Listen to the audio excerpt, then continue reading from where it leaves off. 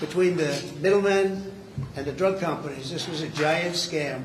And by the way, and other countries, because other countries fought for this. This was a giant scam, and we're not going to have it. So remember this. Go back and tell your people, if you'd like to, that the Republican Party is cutting the cost of drugs by as much as 85%. Not 8%, not 5%, not 1%, 85%. And you're going to have the lowest drug prices anywhere in the world because I'm doing favored nations. And it's all done. I signed it. And the Democrats will unsign it, and the drug prices are going to go up. And I think on that issue alone, you can't lose an election. Mr. President, weaponizing with the arrest of a congresswoman, Democratic congresswoman. Oh, give me a break. Did you see her? She was out of control. Did you address those days are over. Did the you days tell her of to do woke. that? The days of woke. No, I didn't. The days of woke are over. That woman, I have no idea who she is. That woman was out of control. She was shoving federal agents. She was out of control. The days of that crap are over in this country. We're going to have law and order. Mr. President, thank you very much. You campaigned on lowering the price of groceries. How will you justify cutting food assistance in this bill? Let me just tell you, the cut is going to give everybody much more food because prices are coming way down. Groceries are down. Eggs. You told me about eggs. You asked me a question about eggs my first week. You said eggs. I said, I just got here. Tell me about eggs. And it was going through the roof. You know that eggs now are way down. Everybody's buying eggs. Groceries down. Energy's down. Gasoline is now they're buying gasoline now for $1.99. If you look back, you'll see $3.50, $4. This country, we're going to lose this country. Our country now is respected all over the world. All over the world we're respected. We were a laughingstock. The entire world we were a laughingstock. I went to the Middle East. And those rulers of those three countries are very powerful people, very big people, very rich people. They respect our country again. China was going to take them over. You know, China was going to they were going to get into the, if you look, Saudi Arabia, you take a little look what was happening with Qatar, UAE, great people, unbelievable leaders, but they were abandoned by this country. And they're not going to China anymore. They love us. We love them. We're going to take care of them. And they're going to take care of us. We came back with $5.1 trillion. Trillion. Every other president would have come back having spent $5.1 trillion as usual. And remember this. We were losing $5 billion a day under the past administration. I have to be a little careful the way I talk, because there's a lot of anger about that administration. And by the way, the real question, who ran the auto pen? Okay, who ran the auto pen? Because the things that were signed illegally, in my opinion. I think we've just proved that. But our country is respected again. All over the world we're respected. We were laughed at 7 months ago. Then you had November 5th, and our country is respected again. Thank you very much. For the third time this morning, President Trump speaking on Capitol Hill. Two reporters, correspondent Brian Abel is live at the White House for us this morning. Brian, do you think he did enough to sway the hardliners and with the help of Speaker Mike Johnson to get them in step with what they were hoping would come to a resolution with everyone on board? Because, again, this morning earlier, he said that was the goal, to get those one or two that were still holding out. Do you think he did enough? And then what is his plan the rest of the day? Well, Joe, not in this closed-door meeting. I think this is a question where time is going to tell. The votes are going to tell whether he made enough of an impact here. But we are starting to get some reports, some color commentary about the conversations that were actually had inside the room, not just the summary of it before and after from the president. The president apparently told House Republicans, don't expletive around on Medicaid, according to two sources in the room. And that warning from Trump not to touch that program except for waste, fraud, and abuse, it comes as there's been a major question over how many Americans could or would lose access to Medicaid benefits under the proposed budget package as it sits currently. The president, before that meeting, did characterize Brian, I hate to interrupt his trip to Capitol Hill as Brian, I hate to interrupt you. Talk. Brian, I hate to interrupt you. The president, we are getting word, is talking again. We may get back to you, but let's listen into the president again live. It was really a meeting of unity. We had tremendous unity. There's a lot of love in the room. think we're going to have a big victory. Mr. President, will you impose new sanctions? I think anybody that didn't support it as a Republican, I would consider to be a fool. It's a great bill.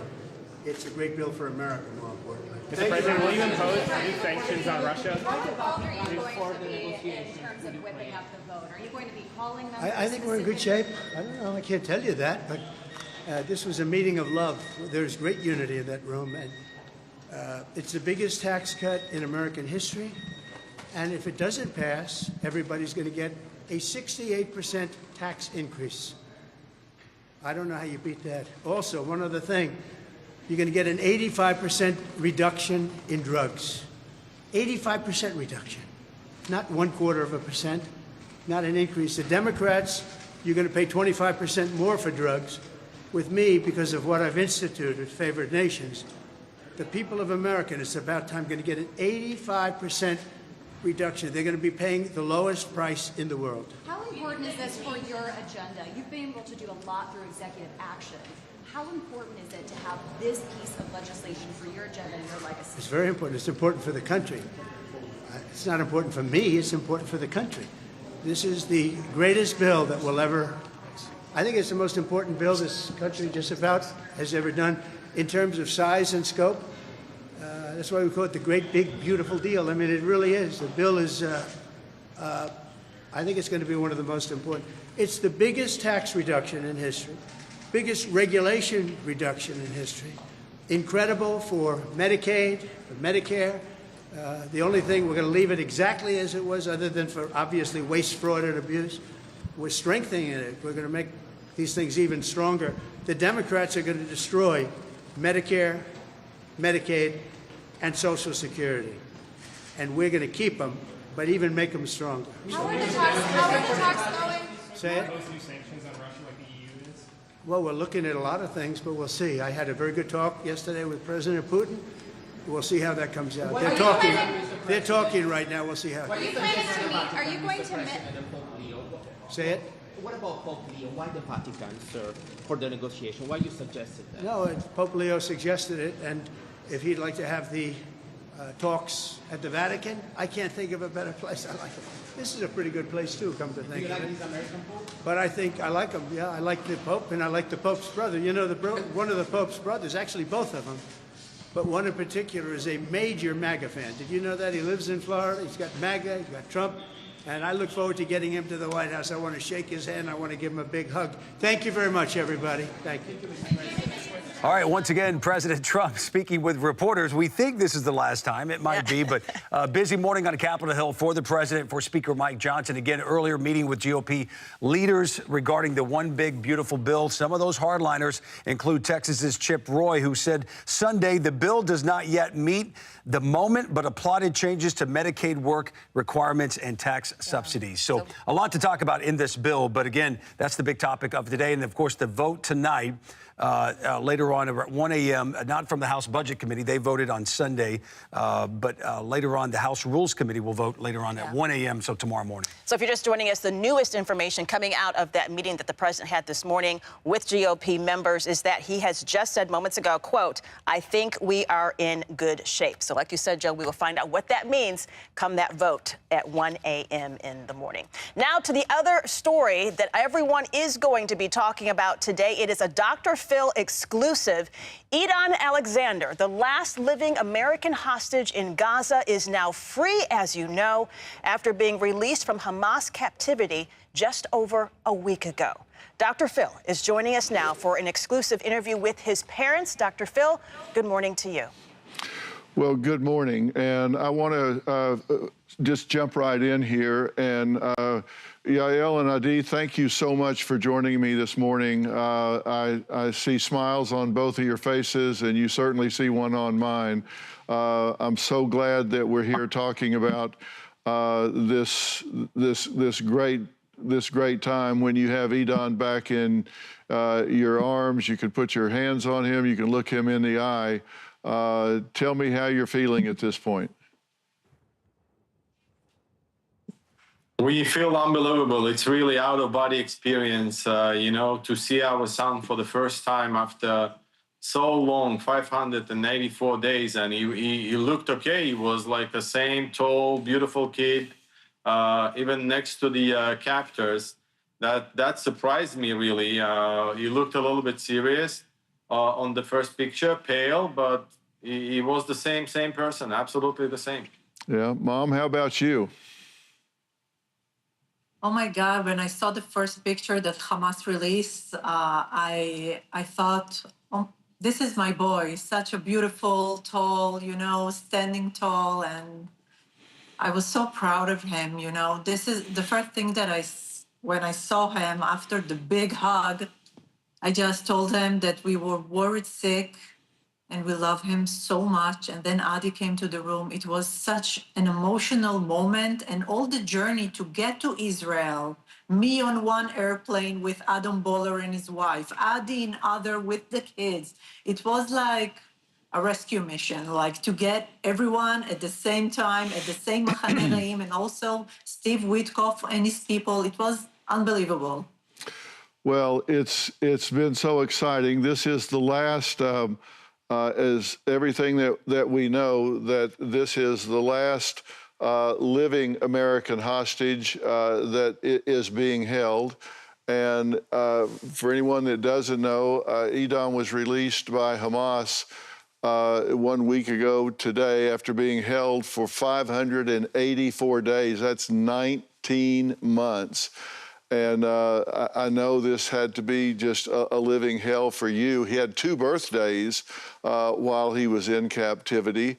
What were the first things that you said to him and he said to you when you made eye contact and got back together? What were the first words that you said to each other? We saw him actually speaking to his brother because his brother was a little kid, when he left, and he was 5. Now he's 5'7", which is not far away from Idan. Idan is 6 foot tall, 6+. He was amazed how tall this guy is, his little brother, and he saw his little sister, and they are very close, almost like twins. So he missed us so much. I was just happy to see him hugging his siblings. I was happy for my wife to get him back, for my kids to get him back. I was like a little bit shocked, I couldn't cry even. I was just standing there and just watching it as if it's some kind of movie.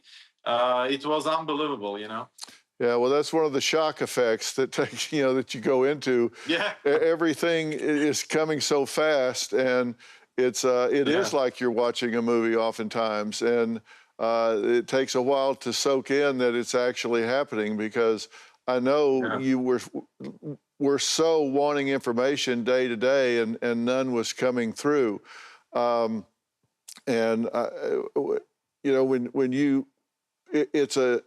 it's such a maternal thing. Mom, when you had your arms around him the first time, what did he say to you? What were the first things that he said to you when he was back in your arms? We were just crying, to tell you the truth. After I bumped into him, like I came in full power, we almost fell. Like you can see, Dan is trying to get balance for a second because he was very weak. He was exhausted. When Hamas told him that he will be released on Sunday night, Israel time, he couldn't sleep. He was so the adrenaline started working, and he was so very pumped. So he told us he was very exhausted, very weak. He almost couldn't stand when they took him out from the car. But I was just crying hysterically. Told him that we missed him. We were worried sick. And then Adi came to the room. Right. And, it's so interesting. I've spent the last 2 days in New York City at a Jerusalem Times event, talking with Zaka volunteers and different people from Israel. I met with the Israeli ambassador to the UN.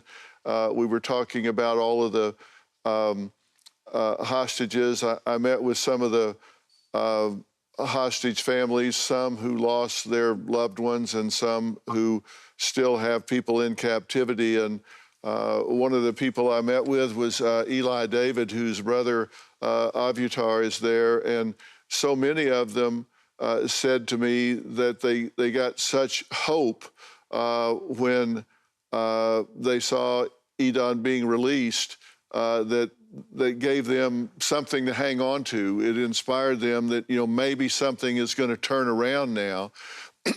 So this meant so much to those who still have people in captivity, and there are 59 hostages, you know, some alive, some not, but it gave them so much hope, and they've taken so much inspiration from the scenes that they've seen of your family coming together and having such joy, and they hang on to that. It means so much to them. So you've been a real inspiration to so many of those folks. Yes. Yes. Yeah, we in touch with all the families. You know, mainly our battle was along with the U.S. hostage families, but we know every name of every hostage left.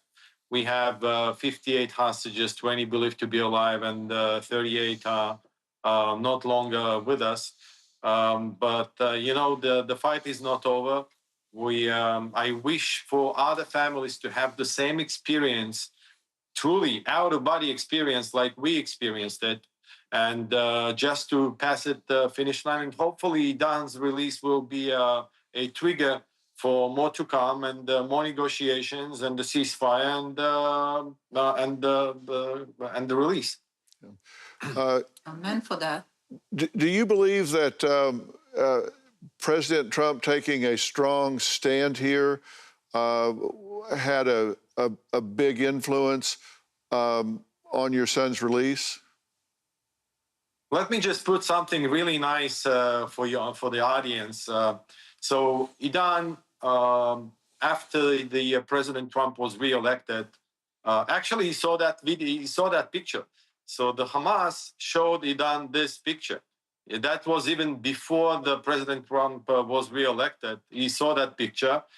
He was part of the Republican club in the high school, which is a really, you know, funny thing. And he saw that picture. After the president was reelected, he was moved to another facility, believe it or not, with a better condition, so-called, you know, maybe some more tea, some more food, extra tuna can, and nothing major really, but the President Trump's reelection played a major role for the first deal that happened on January 19. Definitely for our son's release, and hopefully for the next batch of the hostages out.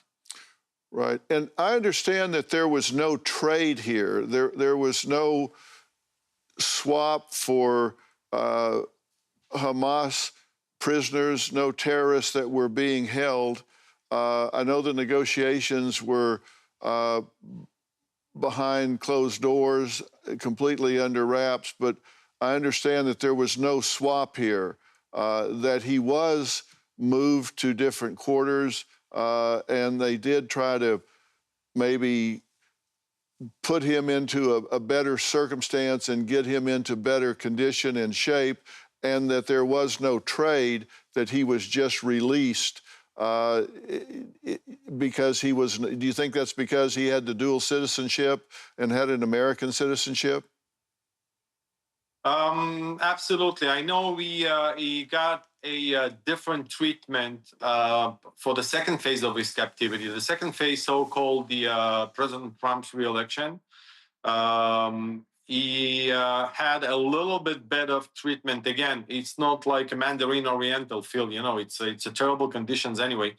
And for fact, yes, this swap was without any other payment in the form of prisoners released from the Israeli prisons. Yes, you're right about that. Yeah. But and that's not meant to minimize anything that he went through. He was held by Hamas for 584 days, and I understand that he talked about this as just being a hellish existence. And you learned that he would be released just minutes before the world found out. Is that right? And how did you learn about this? Take me through the moment that you got. I know you missed some calls, Adi, from Steve Witkoff, the special envoy for the Middle East, before you made contact. Take us through the moment that you got the word, that you two got the words that he actually was being released. Let me start for a second. I'm just going to give you the whole picture. It's Mother's Day. We are having the traditional Mother's Day brunch, you know, in the breakfast area. And then me, Roy, Mika, and Adi go outside the backyard. And then I'll tell you the truth. I was making this backyard ready with a blower, and the phone was on me. It wasn't on silent. And all of a sudden, while I'm blowing the leaves, getting ready for the hour, get-together time in the backyard, I saw 8 missed calls from Steve. I mean, and I was in shock. The Steve is very tough guy. I mean, I was calling him back, and I was afraid of him, and mainly I was afraid from my wife. So Steve told me, listen to me carefully. This is what he says. Put your wife on the speaker. I put Yael on the speaker, and he told us in 10 minutes from now you will be hearing about your son's release from Hamas itself. They will put the statement out. Open the TV now. And that's it. This is what happened. We opened one of the channels that are covering this like 24/7, and actually the statement came. This announcement came, and we were screaming like crazy, looking for the next flight, commercial, private. It was hectic. I mean, and the hours after we all were in 2 different airports. Yael, she flew from the New York airport. We went to flight from JFK in the middle of the night. It felt like a rescue mission. Unbelievable job. That is so great to hear. I thank you for taking us through that moment. And so you go and get Yael and put her on speaker, and you hear this, and it's very direct. He's hurrying up because you've got to get and hear this on the television. When you heard it, you had to have imagined this 1,000,000 times. Did it live up to what you imagined? it was better, you know, because it was also Mother's Day and I was so down, you know, I don't have a joy, nothing. Like I was sad. And suddenly Mr. Witkoff is telling me, Yael, it's the best gift for Mother's Day, right? And then I start crying, like hysterically, and we were yelling, and it was one of the best moments. Well, what a Mother's Day gift. The best moment that he done in return, but this was also like very wow. Think about it. What a Mother's Day gift. I mean, what a Mother's Day gift to get.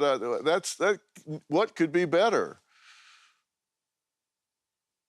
It was unbelievable. And you know what? We didn't know. Like, we didn't know that they are so close. We didn't know nothing. It was like a regular day, you know, for us as a family, you know, all together.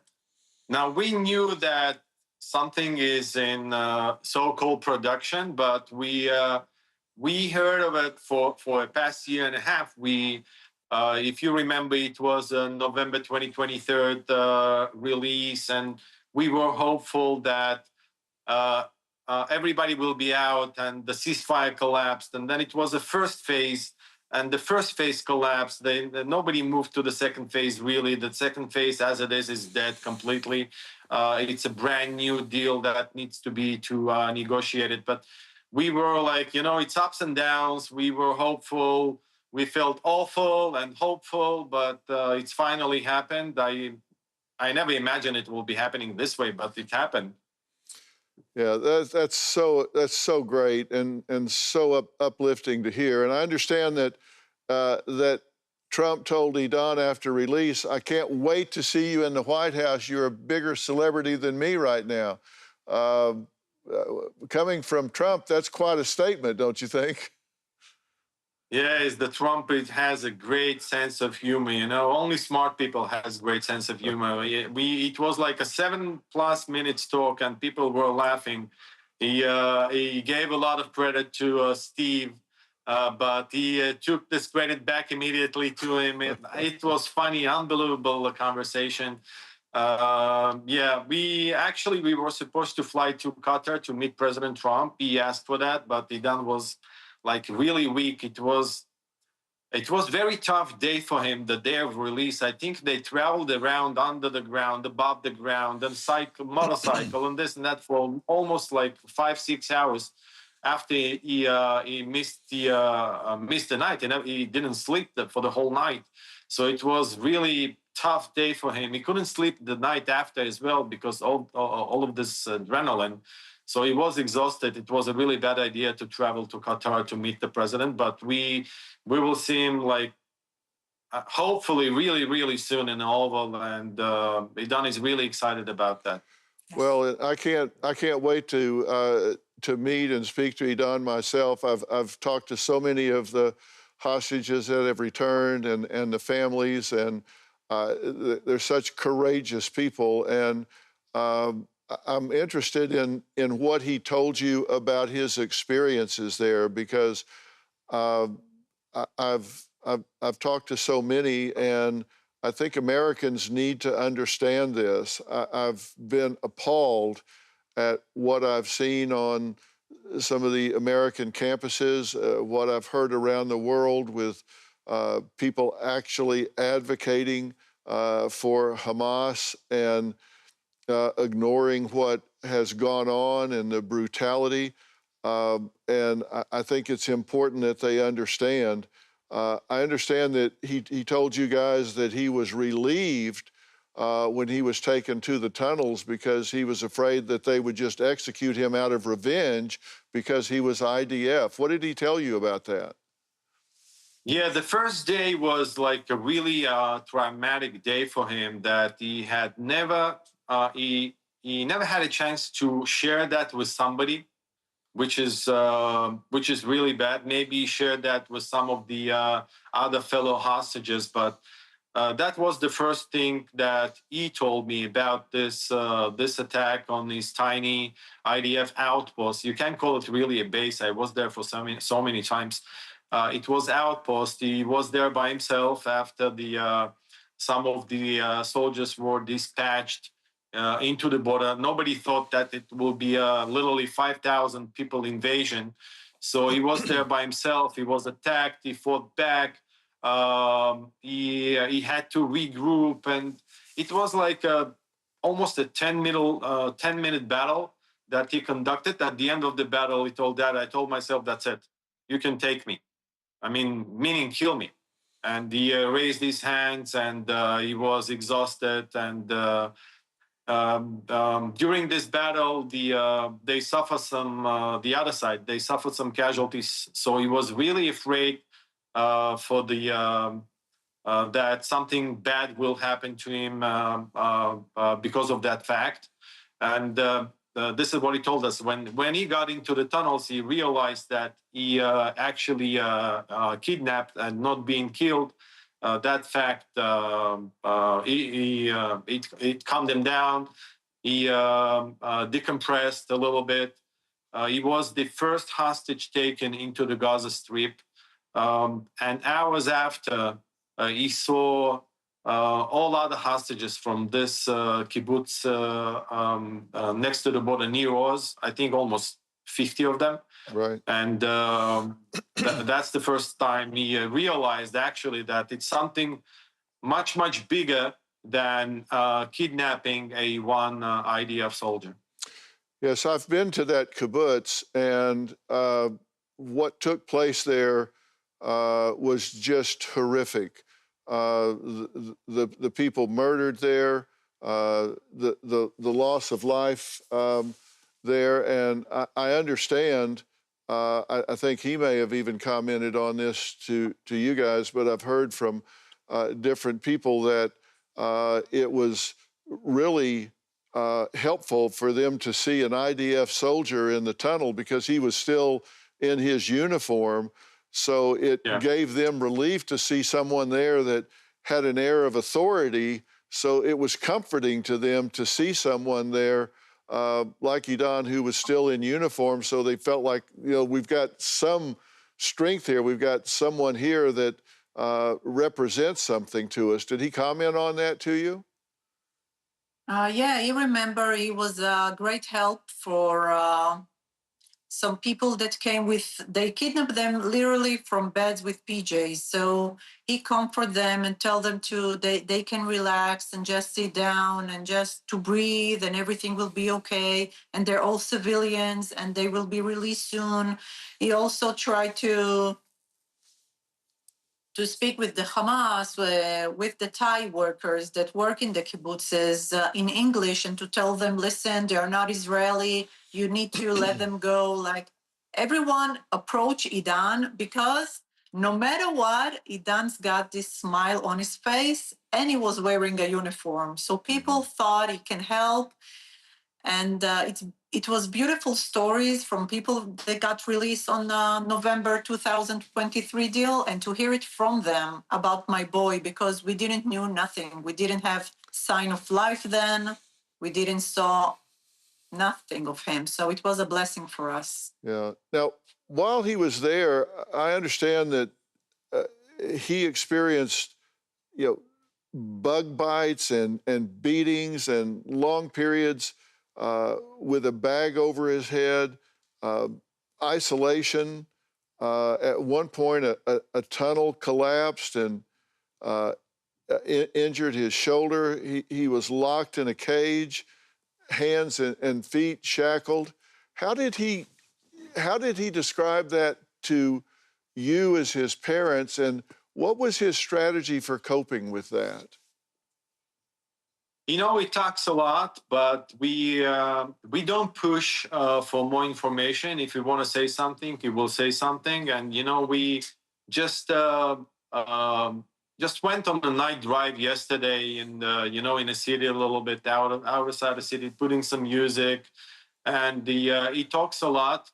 But again, the first phase of this captivity, the first year, was a really tough one. It was a really tough one, especially for first 2 weeks, with all the questioning and interrogations and the sack on the head. And but I think everyone went through that, especially the hostages, and it was really tough to hear. I mean, unbelievable tough period of time. How much weight did he lose? At some point, so he's a 6 foot, I would say, at the bottom, at the lowest, he was 130 pounds. Wow. Now, which is really low. Yeah, that's 44 now, pounds, right? He lost over 40 pounds during that time. So yeah, he lost almost 40 pounds. I think he weighs now. We were released from the hospital on Friday afternoon. I think he's right now he's 150 pounds. Still missing 20 pounds or so, but I mean, he feels good.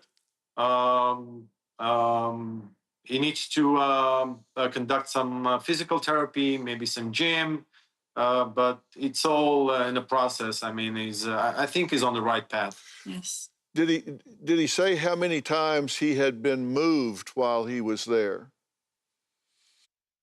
Numerous times. For the first period of captivity, for the first year, he was moved numerous times. They moved them from the tunnels to the apartments, from the apartments back into the tunnels, from the tunnels to the tents, from the tents to the mosque, from the mosque to the... It's unbelievable. Even in the underneath the schools, and it was a very dark period of time. It was really tough to hear, Phil. Yeah. It's really tough to hear. Well, I understand at one point he was actually smuggled in a donkey cart with a terrorist disguised as a woman. Did he talk about that?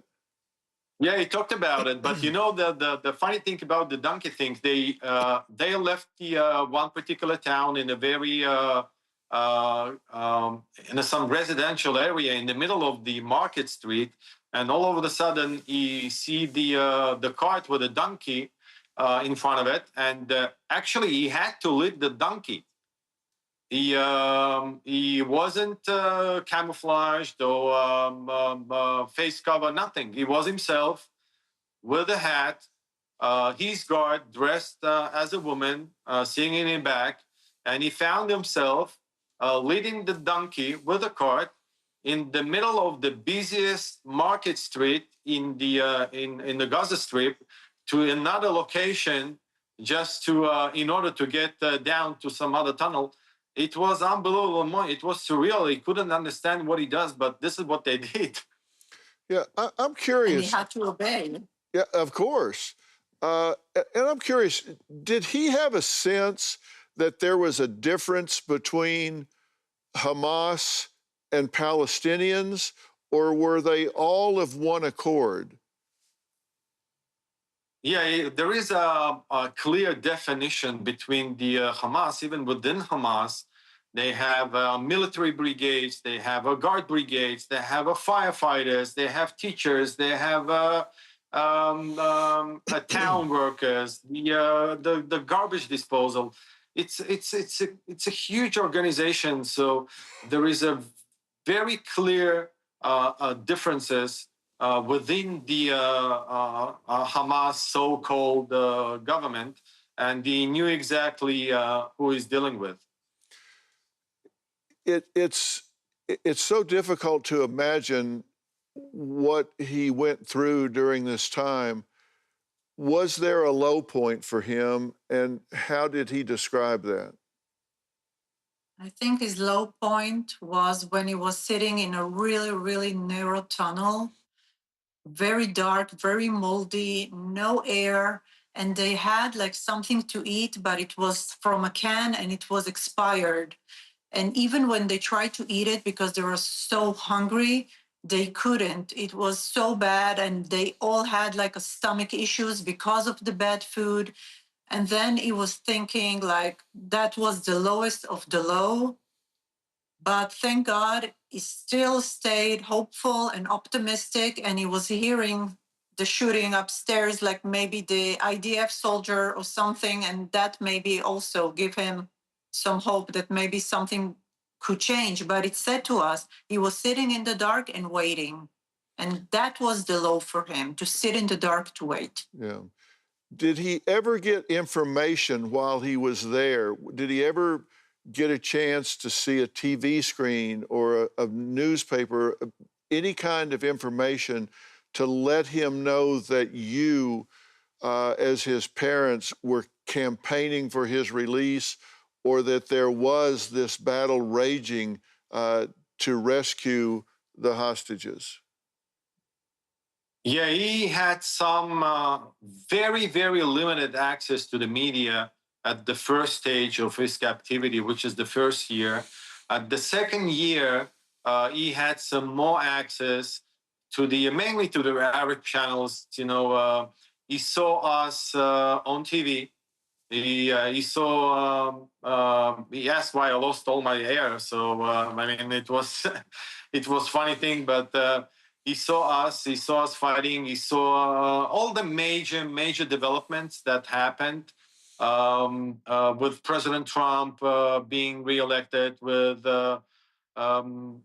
he saw only like a major events, but he was involved. He knew exactly what happened. He was shown some images, some most of it propaganda, but some of it was helpful. But yeah, he was involved. He had some knowledge of what is exactly happening above his head. Mm-hmm. Yeah. He actually saw you on the anniversary of his abduction. He saw you meeting with Trump on that day, correct?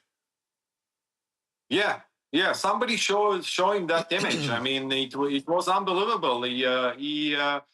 When he went up to catch up a little bit with his phone and some Instagram, he saw that image and he showed us. I mean, I saw that. I saw you guys in Queens with President Trump, with Ben Shapiro.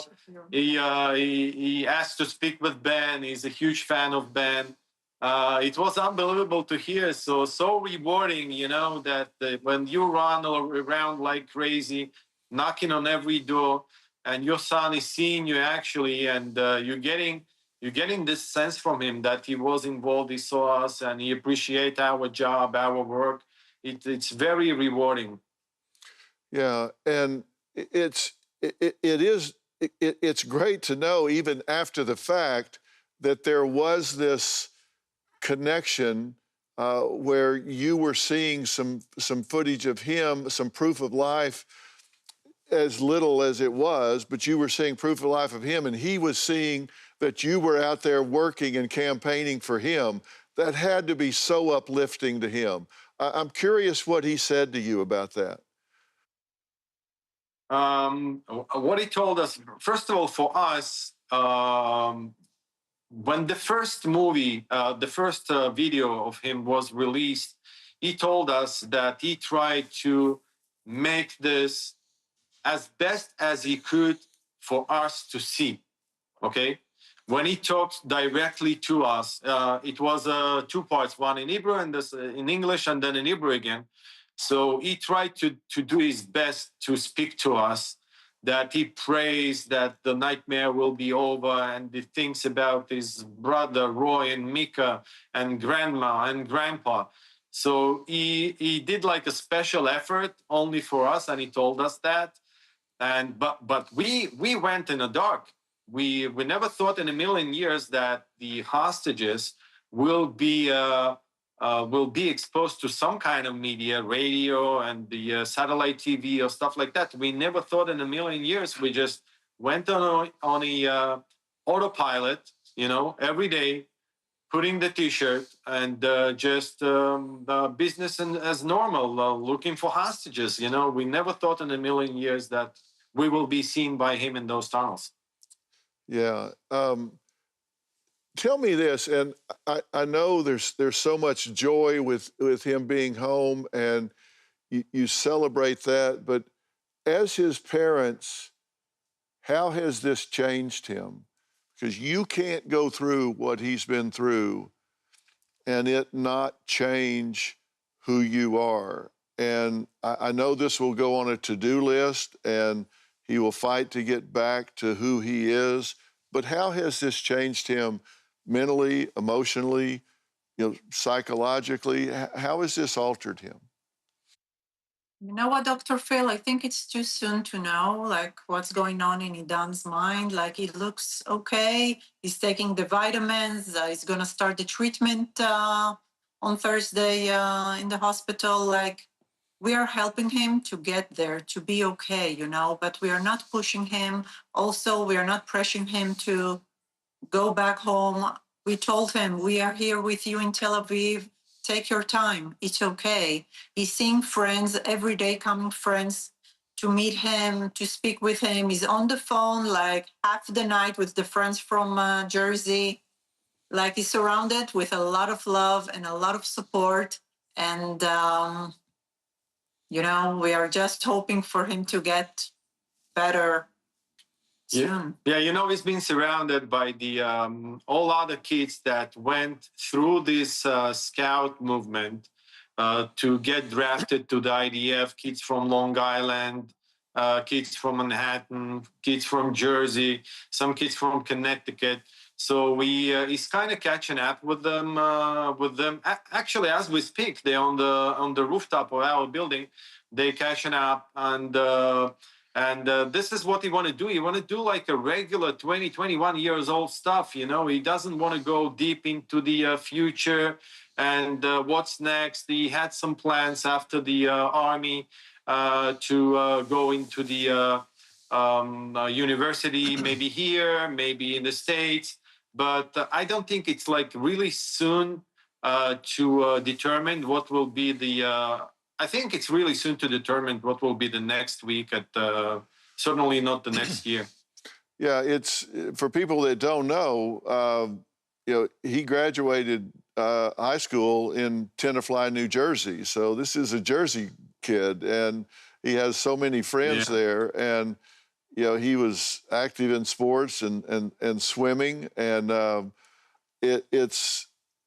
I know his best friend had made the comment that Edon wanted to serve his country more than anyone that he knew.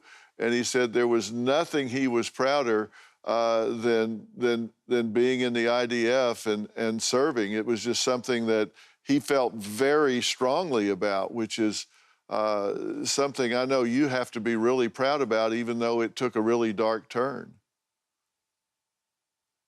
Yeah, we were really proud. He's so proud of his, of his unit, of his brigade. He part of the very famous infantry brigade in Israel, and he's really proud of it. And some of the lieutenants and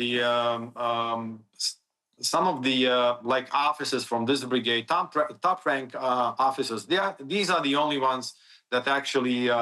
He wanted to see, and they came yesterday. They sat for 2 hours catching up about what happened in Gaza, what happened in Lebanon, and who was the friends who were released, who went up a little bit in ranks. They talked for hours. It was unbelievable to see. That was the best therapy for him, even better than all this psychologists and the mental evaluations and all other stuff that he does. It was a great, great moment for him.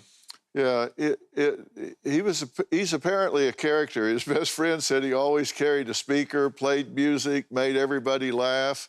Was always smiling and joking around, and that spirit had to carry him through this. There's just no way that strength of character and his optimism had to carry him through this. Yes, definitely. He was hosting a lot of pre-game in our house. His friends always were welcome to come in. He's a fun guy, Dan. Very fun. Yeah, his best friend also heard that he told you, Mom, jokes when he got back, and that didn't surprise anybody. No, I didn't know, when Steve Witkoff gave me the phone and telling me, you want to speak with your boy's on the phone. I was like, oh my God, I will start screaming, of course. And then he done start joking around and telling me it's like the funniest stuff, like that he's so pale and he needs to get a tan. He looks like a vampire, And then he asking me about his dead hair, like what's going on with Dad's hair. And I told him everything fell, he was worried, but it was funny because this is my boy. He likes to make you laugh. He likes to tell jokes, and he's just such a loving person. And I'm so happy that he's here with us. Yeah, Phil, I think we should do something about our hair. I mean, this year and a half was unbelievable. I really lost everything. Unbelievable. Well, hey, listen, we got a thing going on here. We need to stick together on this. We can start a new trend. For sure.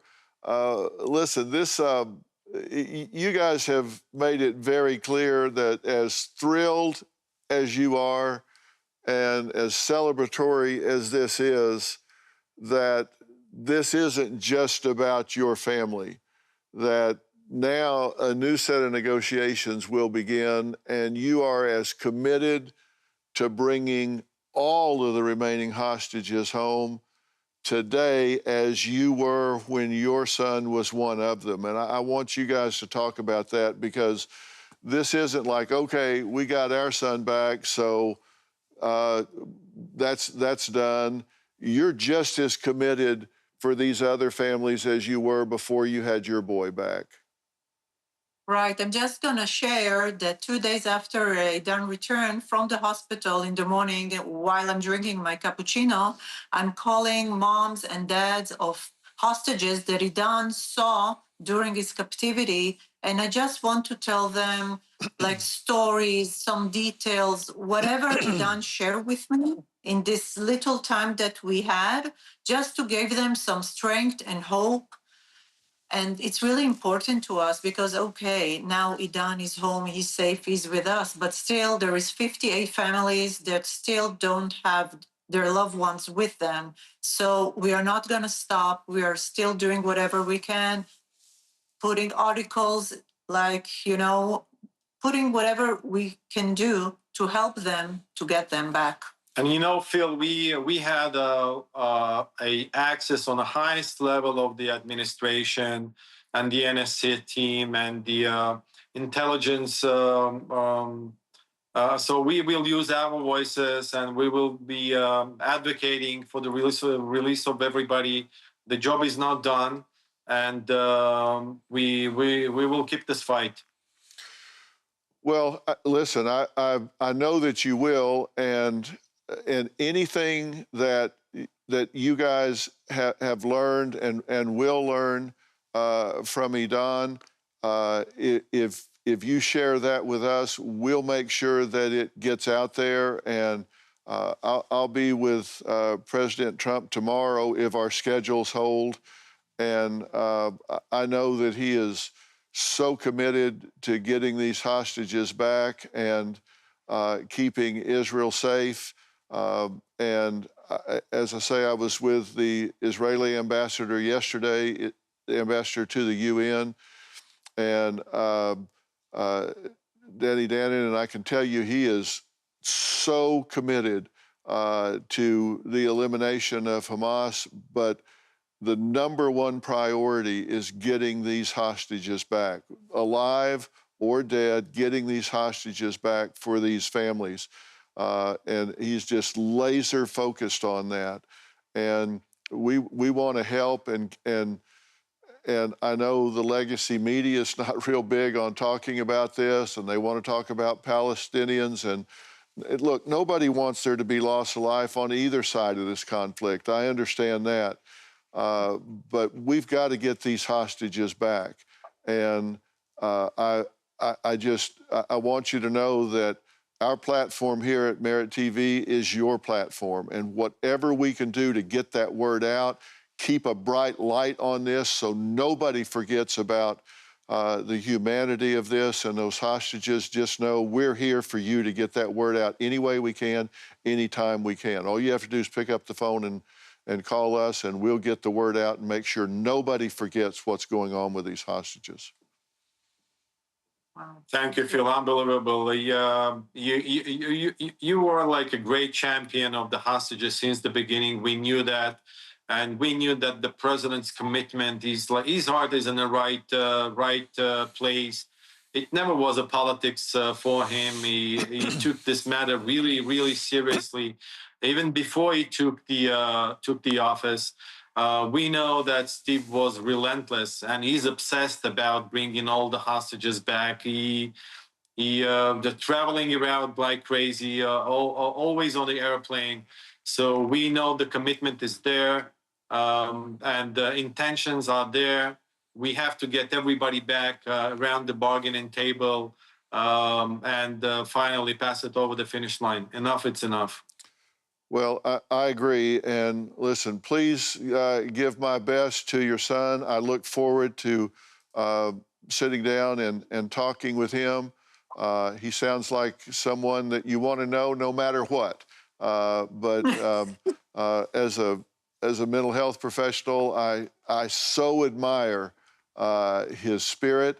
I know that he ministered so much to others while he was there. It's just obvious from others that I've talked to and things that he's sharing with you. So I look forward to sitting down and interviewing him and him using that spirit to give hope to these families and getting it through to the hostages. And I can't wait to see the president tomorrow and tell him of my conversation with you. And just let Idan know that I look forward to sitting down and having a conversation with him. And I'll be in Israel soon, and I hope we can get together and maybe break bread and have dinner and talk while I'm there.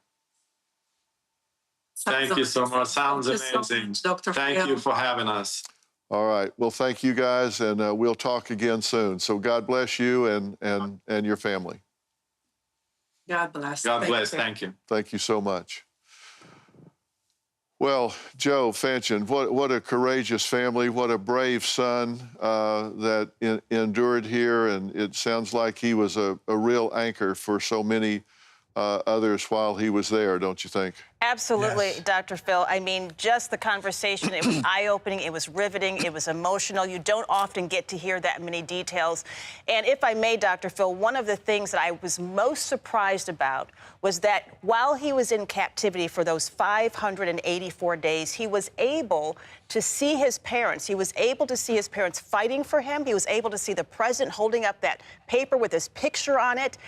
His parents were able to get information on him. I mean, when you picture someone in captivity, you don't picture that they're able to have that much access to what's going on the outside. I'm curious, now that you've had this conversation with them, what was most striking to you about what has transpired? Well, you know, I think that one of the things that we are getting confirmed as these hostages are coming back, and as I say, I've spent the last few days in New York City at a Jerusalem Times event, which, as you guys know, because you've covered part of that on our news here, where I was talking to the Jerusalem Post. I'm sorry, I said Times. Jerusalem Post. I was talking to some of the Zaka volunteers and others from Israel there.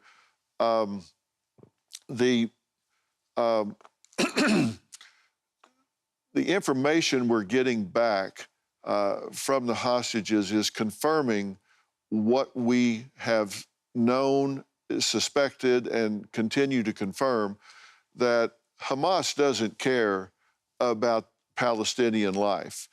They are in tunnels under hospitals. They are hiding under schools in and around civilian areas.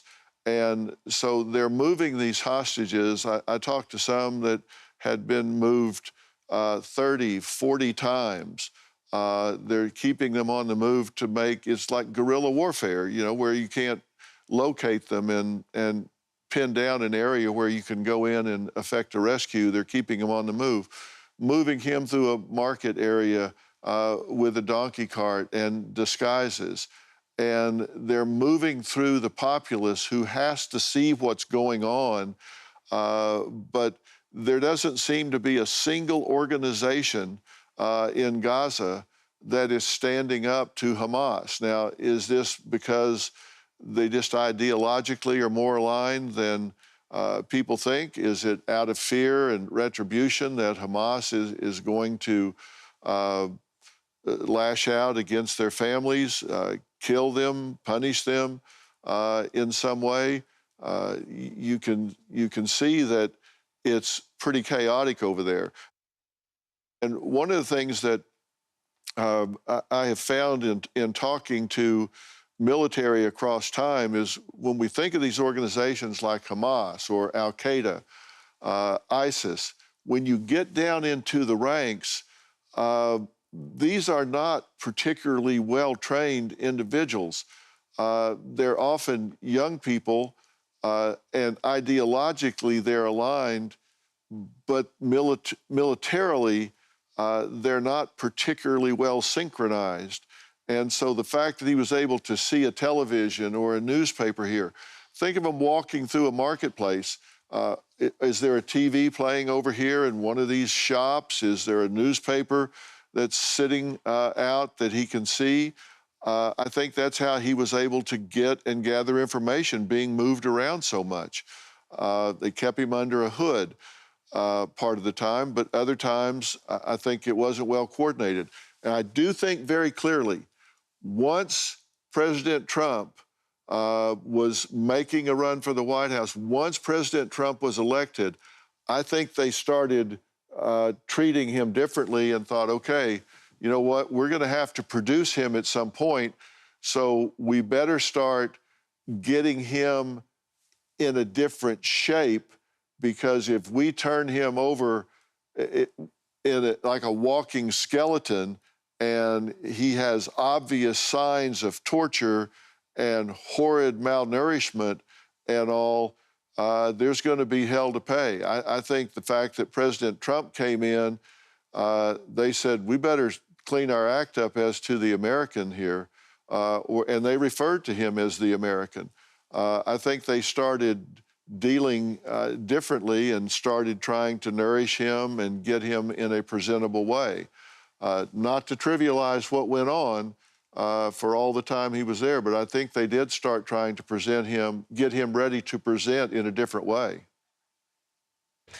Well, Dr. Phil, it was an eye-opening, deeply revealing conversation with his parents. We could feel the joy that they are experiencing now and them saying the fight is not over. There is much more to come. It'll be interesting to find out what indeed your conversation is with the president tomorrow when you meet with him.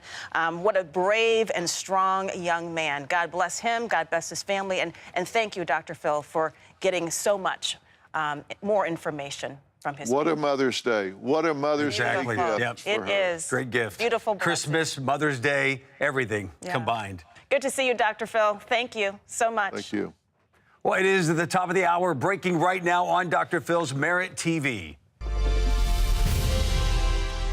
President Trump on Capitol Hill pushing Republicans toward passing his big, beautiful bill, making the case with a crucial deadline approaching. The House committee set to vote just after midnight tonight. And major peace talks, the president's phone calls to Putin and Zelensky to end the 3-year war, the new conditions for a ceasefire this hour. The bombshell new book exposing Biden's demise, released today amid his aggressive cancer diagnosis. A first look at the tell-all and the question everyone's asking, should we have seen this coming? And the Diddy trial, more jaw-dropping testimony from a Manhattan courthouse. Cassie Ventura's mother on the stand right now. We have the latest live from the courthouse. And 54 million under severe weather alerts right now. Several states cannot catch a break. Raging fires, violent tornadoes, severe winds. We are tracking it all. And it is just past 12 o'clock Eastern, 11 a.m. Central Time, 9 o'clock in the West. As you can see, it is an action-packed day.